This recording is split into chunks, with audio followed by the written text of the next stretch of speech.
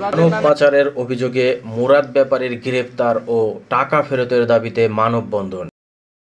ফরিদপুরের নগরকান্দা উপজেলার ডাঙ্গি ইউনিয়নের কৃষ্ণনগর গ্রামে ইটালিতে পাঠানোর নামে অর্থ আত্মসাতের অভিযোগে অভিযুক্ত মুরাদ ব্যাপারী ও তার সহযোগীদের গ্রেপ্তার এবং ভুক্তভোগীদের অর্থ ফেরতের দাবিতে মানববন্ধন অনুষ্ঠিত হয়েছে।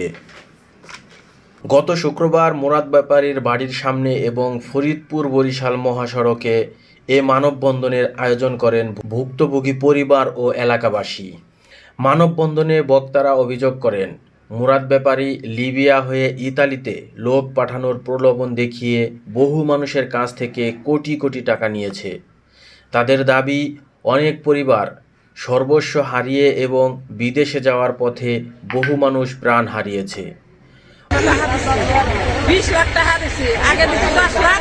বক্তারা আরও অভিযোগ করেন, মুরাদ ব্যাপারীর বিরুদ্ধে একাধিক মামলা থাকলেও তিনি এখনও প্রকাশ্যে ঘুরে বেড়াচ্ছেন। বিক্ষোভকারীরা দ্রুত মুরাদ ব্যাপারী ও তার সহযোগীদের গ্রেপ্তার, ঘটনার সুষ্ঠু তদন্ত এবং ভুক্তভোগীদের অর্থ ফেরতের দাবি জানান। এখন তাকে টাকা দিয়ে কিস্তি এলাবে আমাকে বের বসে থেকে মুরাদের কাছে আমরা টাকার গুনে চাইছি, মুরাদ আমার ছেলেকে নামে খেয়ে